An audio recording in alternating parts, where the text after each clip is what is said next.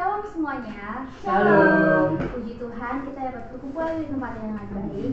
Saya percaya kita semua sehat dalam hadirat Tuhan. Amin. Amin. Kita akan mulai ibadah kita akan menyiapkan hati kita yang terbaik buat Tuhan. Kita akan menyanyikan lagu kemuliaan.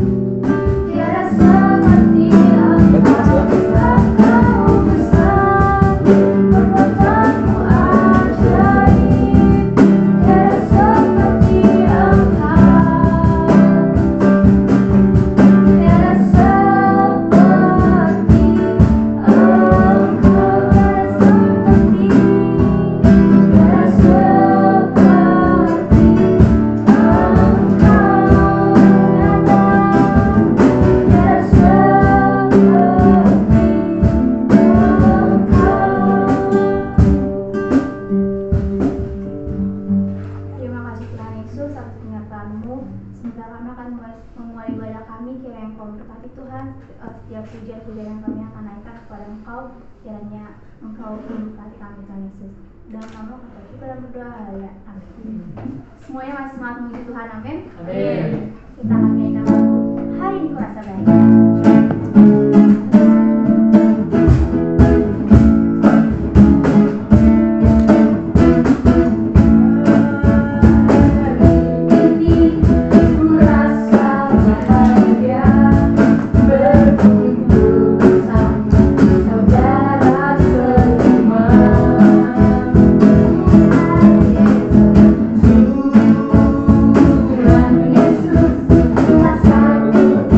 Kita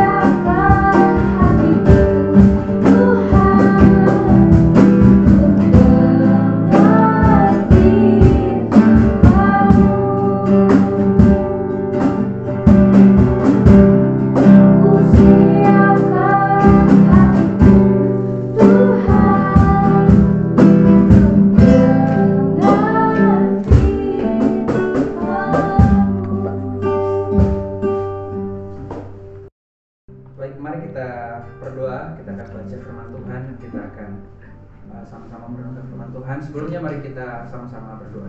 Kita berdoa.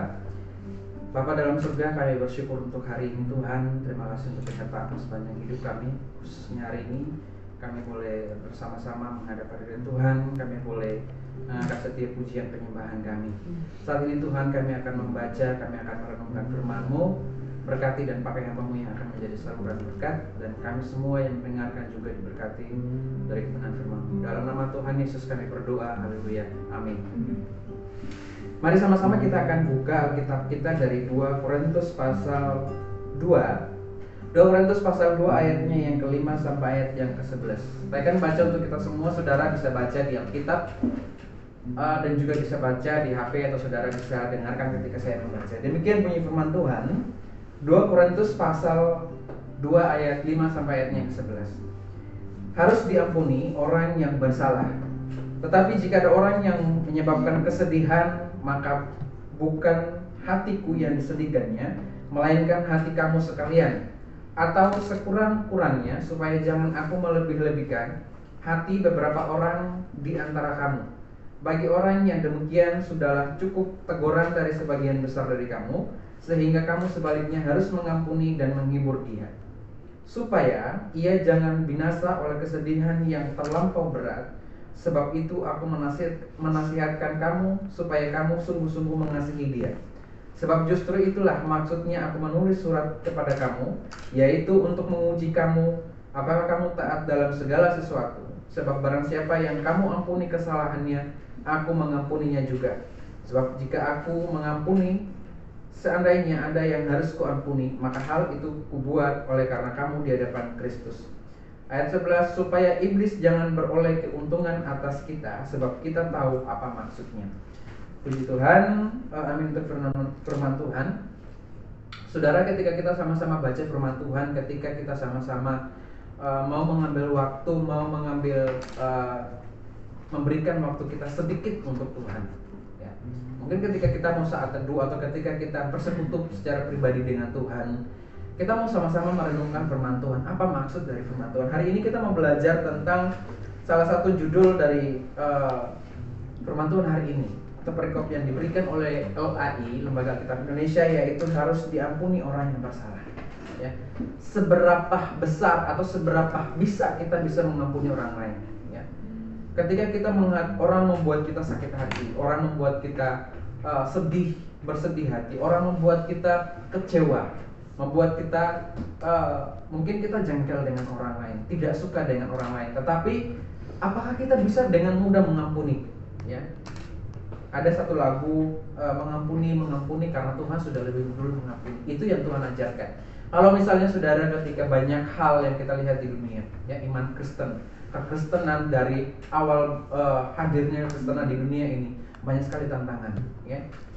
Ketika gereja-gereja mungkin ada yang digusur, ada gereja yang dibakar, ada gereja yang dilarang untuk beribadah karena IMB dan lain sebagainya. Tetapi kita bersyukur karena kasih Tuhan, karena iman Kristen yang ditanamkan dalam diri kita, dalam hidup kita, sehingga kita dengan mudahnya mengampuni orang.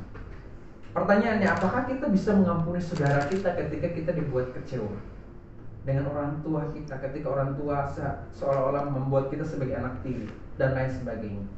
Hal yang sangat mungkin dirasakan anak-anak remaja pada saat ini, zaman sekarang ini, sehingga banyak penyimpangan mungkin seksual, narkoba dan lain sebagainya. Karena yang pertama, ada akar pahit dalam hidup atau dalam dirinya, karena mungkin tidak mendapat kasih sayang dari orang tua, dari ayah atau dari ibu, atau mungkin tidak adanya keharmonisan dalam rumah tangga orang tuanya, sehingga anaknya menjadi yang beroleh dampak. Oleh karena itu, hari ini saya mau mengajak kita sebagai remaja, sebagai anak-anak Tuhan, sebagai remaja Kristen, belajar untuk mengampuni, ya. Hari ini saya memberikan tema kecil, yaitu iblis musuh utama kita. Kenapa? Karena semua yang terjadi itu adalah bagian dari pekerjaan iblis, ya. Kenapa, saudara? Ketika kita harus belajar mengampuni, ya, Tuhan mengampuni kita dengan mudah. Ketika kita jatuh dalam dosa, ya, kalau misalnya kita ingat cerita Adam dan Hawa, lalu sampai dosa itu sampai kepada kita, ya. Ada dosa turunan dari nenek moyang dan juga dari Adam dan Hawa sampai kepada kita, dan Tuhan tidak mau itu semua berlarut, sehingga Tuhan mengambil inisiatif, mengambil rupa manusia sehingga turun ke dunia untuk menebus kita, ya. Bukan menebus kita dari iblis, tetapi memperbaiki hubungan yang dulu renggang antara kita dengan Tuhan sehingga utuh kembali, ya. Saudara, tadi kita sama-sama baca ayat 5 dikatakan, tetapi jika ada orang yang menyebabkan kesedihan, maka bukan hatiku yang disedihkannya, melainkan hati kamu sekalian.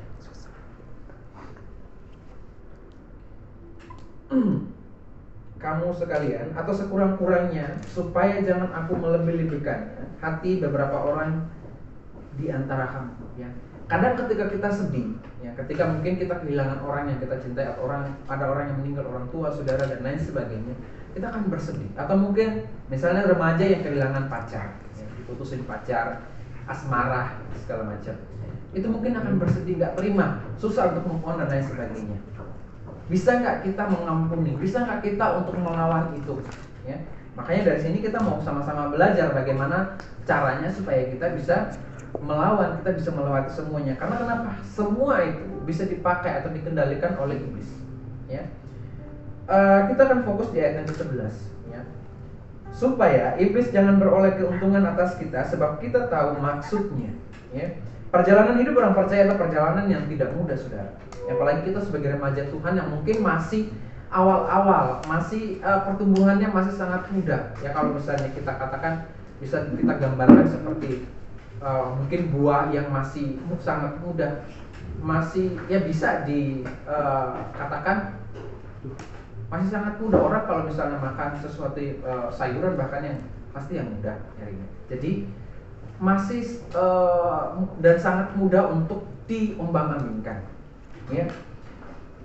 Ada tantangan dan ujian. Seringkali musuh mencoba menghadang dan menghancurkan setiap keinginan dan cita-cita yang ingin kita raih. Siapa musuh kita? Musuh kita bukanlah misalnya dalam rumah tangga suami istri, ya, mertua misalnya, atau mungkin yang kerja, rekan kerja, atau mungkin teman sekelas kita, atau juga saudara kita atau sesama manusia. Tetapi si iblis. Kenapa? Iblis adalah musuh utama kita. Ya, karena dari dahulu iblis sudah menjadi musuh Tuhan, musuh Allah. Ya, iblis yang dahulunya adalah seorang malaikat yang sangat Tuhan percayakan, tetapi karena kesombongannya ingin menyamakan diri dengan Tuhan, akhirnya Tuhan membuang dia, melemparkan dia ke bumi. Karena itu Rasul Paulus mengingatkan jemaat di Korintus agar berhati-hati supaya musuh atau iblis tidak beroleh keuntungan atas mereka. Ya, ditekankan di ayat yang ke-11 supaya iblis tidak beroleh keuntungan. Ketika kita sedih, ya tadi dikatakan supaya orang yang berbuat kesalahan pada kita harus mengampuni, dan juga ketika kita bersedih kita harus bisa melewati kesedihan itu. Jangan sampai berlarut. Ya, karena itu akan menjadi bahan, akan menjadi alat iblis untuk membuat kita semakin, mungkin kita akan meninggalkan Tuhan, marah kepada Tuhan, kecewa kepada Tuhan, karena kita mengalami hal itu. Ya, apalagi sebagai remaja Kristen yang memang sangat rawan, ya, mungkin dengan banyak pergaulan. Oleh karena itu, ketika kita ditanamkan nilai-nilai Kristiani, ditanamkan nilai-nilai iman Kristen, maka kita harus bisa merenungkannya dengan baik. Kita harus bisa mengaplikasikan dalam hidup kita, harus bisa kita lakukan. Nah, dalam kehidupan sehari-hari, apakah iblis beroleh keuntungan atas kita ataukah kerugian? Ya. Seringkali banyak orang Kristen yang lebih memihak kepada iblis, saudara. Ya, mungkin kita tidak, kebanyakan yang kita tidak lihat, tapi sebenarnya banyak sekali yang lebih memihak kepada iblis. Contoh yang mungkin agak jauh, tetapi ketika misalnya ada ibadah, nih khususnya untuk yang anak-anak sekolah, mungkinnya ibadah rohkris. Ya, karena sekarang online mungkin ketika harusnya waktunya ibadah rohkris, teman kita ajak untuk kita misalnya pergi, ya, main game bareng dan lain sebagainya. Akhirnya kita meninggalkan sebenarnya hal baik yang mestinya kita lakukan. Ya, harusnya kita sama Tuhan, bersekutu dengan saudara-saudara kita, teman-teman kita yang walaupun secara virtual atau online, tetapi karena godaan kuat, karena kedagingan itu kuat, karena memang kita sangat rawan untuk diajak, mudah untuk digoda oleh iblis lewat teman kita, akhirnya kita mengikuti, tidak ingat dengan apa yang harusnya kita lakukan, kewajiban kita sebagai anak Tuhan. Ya, hidup menurut keinginan daging, tidak bersungguh-sungguh dalam pelayanan, malas berdoa, yang semuanya itu memberi keuntungan kepada iblis. Ya, itu menjadi keuntungan iblis. Ya, ketika kita malas berdoa, ya, tidak sungguh-sungguh dalam pelayanan, atau ketika kita diberikan tugas dalam misalnya pelayanan pemuda, remaja dan lain sebagainya, ya, yang semuanya itu memberi keuntungan kepada iblis, padahal dia adalah musuh kita, ya, tetapi dia peroleh keuntungan, ya. Sebaliknya Tuhan Yesus malah kita rugikan dengan sikap kita, dengan cara kita yang memang harusnya kita setia sama Tuhan, taat sama Tuhan, ya. Padahal Tuhan Yesus sudah mengorbankan nyawanya untuk kita, ya. Dia sudah menebus kita dari cara hidup kita yang sia-sia, ya. Bukan dengan barang yang fana, bukan pula dengan perak atau emas, melainkan dengan darah yang mahal, yaitu darah Kristus. Tapi kita membuat semuanya itu sia-sia. Tuhan harus menerima berbagai macam ejekan, cambuk, mahkota duri, dihina, ditendang, diludahi dan lain sebagainya. Tapi semuanya itu sia-sia, seolah-olah itu sia-sia ketika kita jauh dari Tuhan, ketika kita sebagai anak-anak Tuhan, remaja Kristen, ya, jauh dari kehidupan kerohanian kita, kedekatan dengan Tuhan, ya. Ya, dalam 1 Petrus 1:18 sampai 19 kita bisa baca sama-sama. Ya, jangan biarkan iblis mengambil keuntungan atas hidup kita. Kita harus bisa mengalahkan iblis, ya. Dengan berbagai cara iblis berusaha untuk mempengaruhi manusia. Ya, ia bisa memberikan semua yang dibutuhkan oleh manusia. Kalau misalnya saudara ingat ketika Tuhan dicobai di gurun, berapa hari? Ada yang ingat? Berapa hari? 40 hari 40 malam. Tuhan Yesus dicobai. Di akhir-akhir ditawarkan oleh iblis, saya akan berikan semua yang ada, kekayaan, kerajaan di dunia, hanya dengan satu syarat, sembah iblis atau setan. Hanya sekali sembah, dia akan memberikan. Apakah Tuhan Yesus menuruti? Tuhan tidak menginginkan. Ya, mungkin ada yang bertanya, ya, Tuhan tidak akan menginginkan karena dia adalah Tuhan. Tidak, saudara. Pada saat itu adalah 100% manusia. Tuhan merasakan lapar, merasakan haus, merasakan penderitaan yang memang manusia rasakan. Kenapa Tuhan? Ya, dia kan Tuhan, tetapi kenapa dia harus dicobai? Kita bisa lihat Tuhan Yesus adalah 100% Tuhan dan 100% manusia. Sehingga kita bisa buktikan loh, kalau memang dia 100% Tuhan, kenapa dia mau dicobai? Kita bisa lihat ketika Tuhan mengubah air menjadi anggur, ya. Ketika Tuhan bisa membuat orang yang buta menjadi melihat, orang yang tadinya sudah mati bisa hidup kembali. Mungkin kita bisa ingat kisah Lazarus. Di situ Tuhan menggunakan ketuhanannya. Secara manusia Tuhan merasakan kesedihan ketika Lazarus meninggal dan lain sebagainya. Tuhan Yesus bisa berduka. Makanya iblis akan menggunakan berbagai cara supaya kita jatuh dalam dosa, ya. Ia bisa memberikan semua yang dibutuhkan oleh manusia, harta, kekayaan, kenaikan pangkat, ya, popularitas dan sebagainya. Ya, ingat, itu tidak gratis. Semua yang diberikan iblis tidak gratis, ya. Karena yang menjadi taruhannya adalah jiwa manusia, jiwa kita. Maka apa gunanya seorang memperoleh seluruh dunia tetapi ia kehilangan nyawanya? Dalam Markus 8:36 itu maksudnya.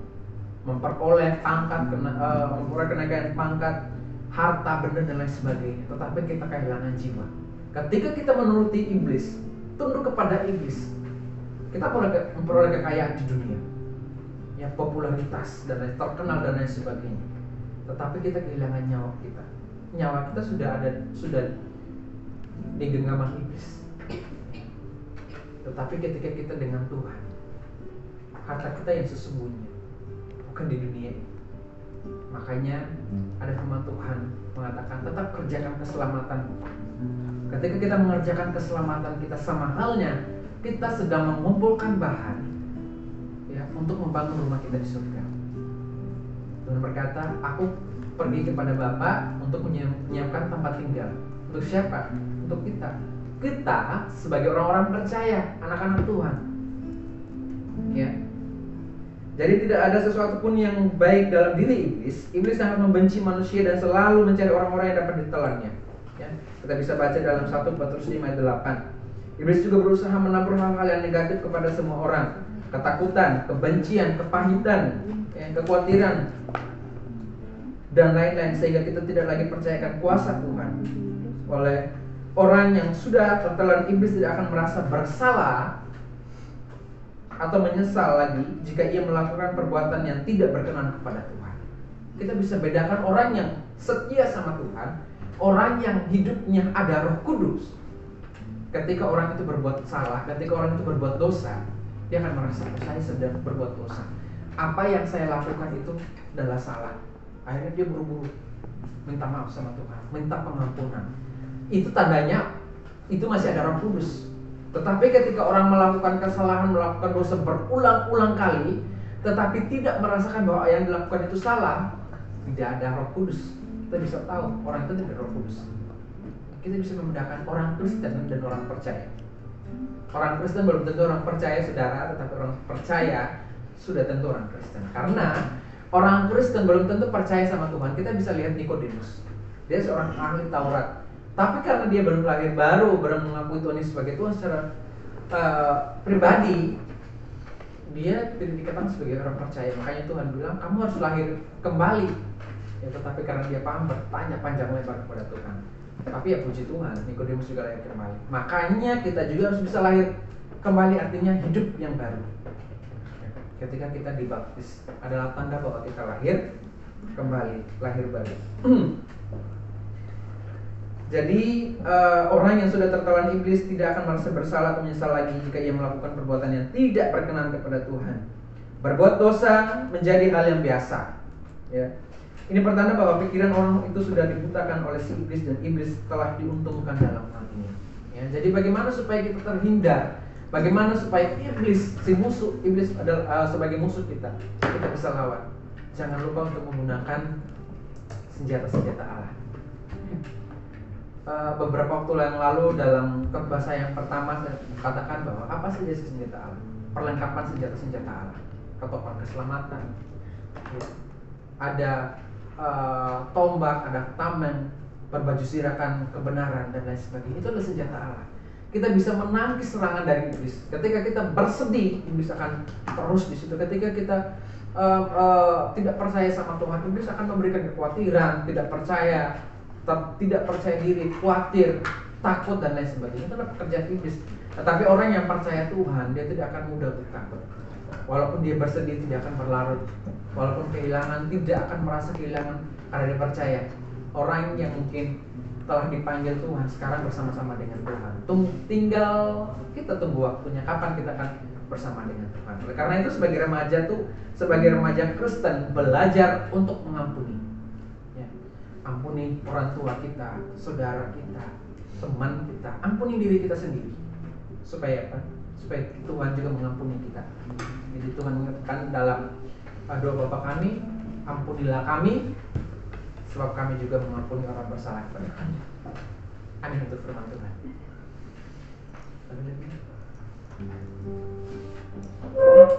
Hadirat Tuhan.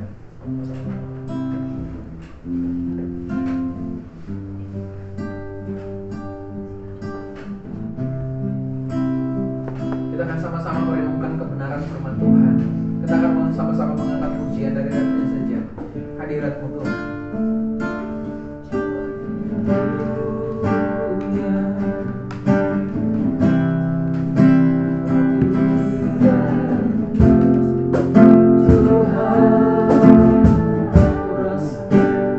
Ku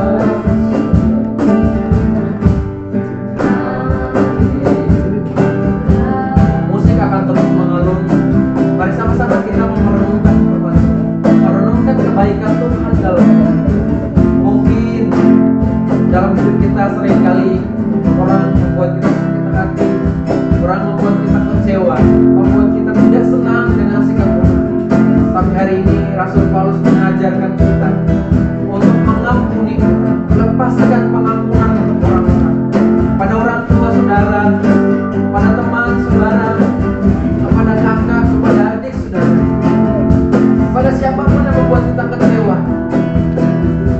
kita harus bisa jangan memberikan keuntungan kepada iblis.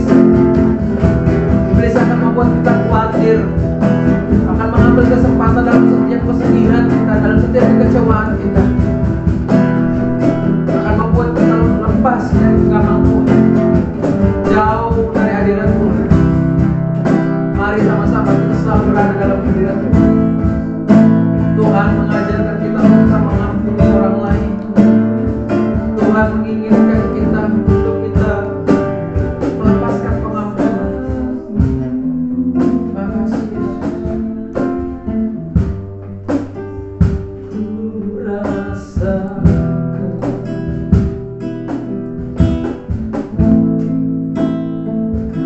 kekudusan-Mu Bapa.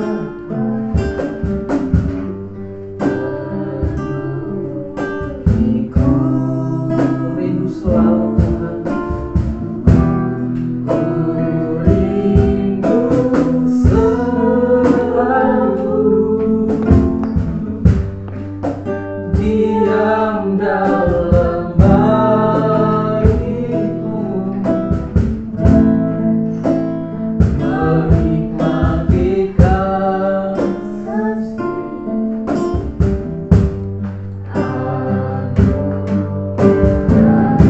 Hadirat-Mu Tuhan, hadirat-Mu Tuhan,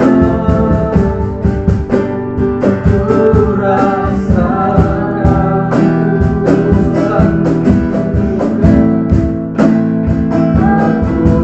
kekudusan-Mu, kekudusan-Mu Bapa. Penuhi kami.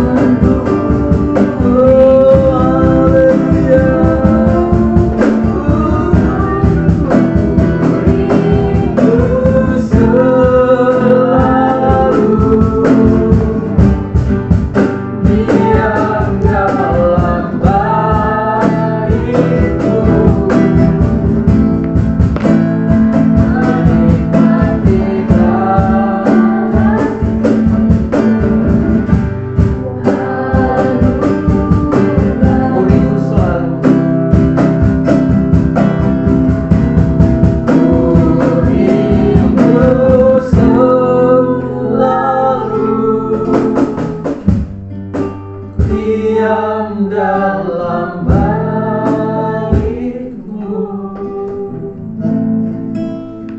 menikmati kasih.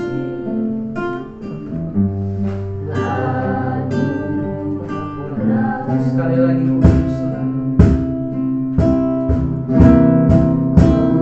rindu selalu diam dalam baik-Mu,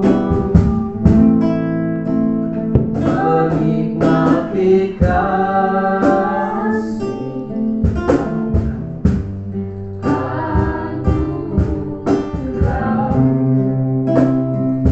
Kami rindu Tuhan, kami selalu berada dalam hadirat-Mu. Kami mau menikmati kasih, kami menikmati anugerah yang Tuhan berikan kepada kami. Layakan kami Tuhan, untuk kami senantiasa berada dalam hadirat-Mu. Kami mau melepaskan pengampunan untuk setiap orang. Kami mau mengampuni untuk setiap orang yang telah membuat kami kecewa, orang-orang yang membuat kami sakit hati, orang-orang yang membuat kami tidak senang dengan mereka. Saat ini Tuhan, kami mau melepaskan pengampunan. Kami mohon Tuhan juga mengampuni mereka. Tuhan mengampuni kami. Kami mau belajar sama-sama. Sebagai remaja Kristen, sebagai remaja, sebagai anak-anak Tuhan, kami mau belajar mengampuni siapapun yang membuat kami kecewa. Karena kami percaya Tuhan terlebih dahulu telah mengampuni kami. Iblis sebagai musuh kami mau berperang, kami mau melawan iblis dengan kekuatan, dengan kasih dari Tuhan, dengan senjata-senjata Allah. Terima kasih Bapa, terima kasih untuk firman. Dalam nama Tuhan Yesus kami berdoa, haleluya, amin. Kita akan mengakhiri persekutuan kita pada hari ini. Sekali lagi kita mau angkat satu pujian. Doa ya guys.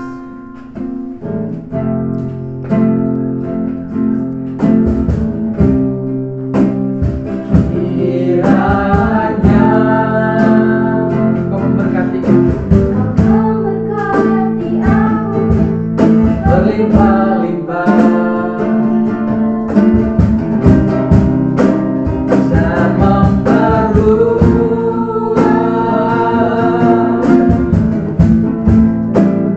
daerahku.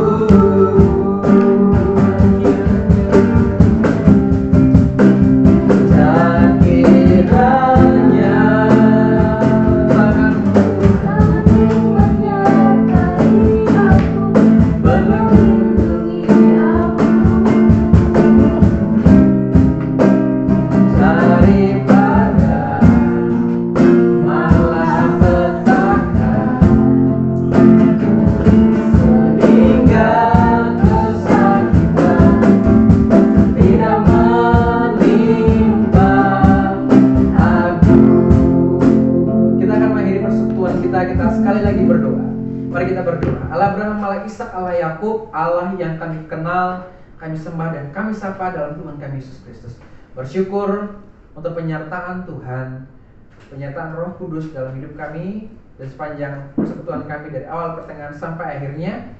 Dan sekarang kami sudah selesai membaca merenungkan firman-Mu, kami telah selesai memuji menyembah Tuhan. Kami juga akan pulang mengakhiri persekutuan kami dan kiranya berkat Allah Abraham, Ishak dan Yakub juga menjadi bagian dalam hidup kami, mengangkat kami naik bukan turun, menjadikan kami kepala dan bukan ekor. Berkat Tuhan dari saat ini sampai selama-lamanya. Haleluya. Amin. Sekali lagi doa ya, Bes.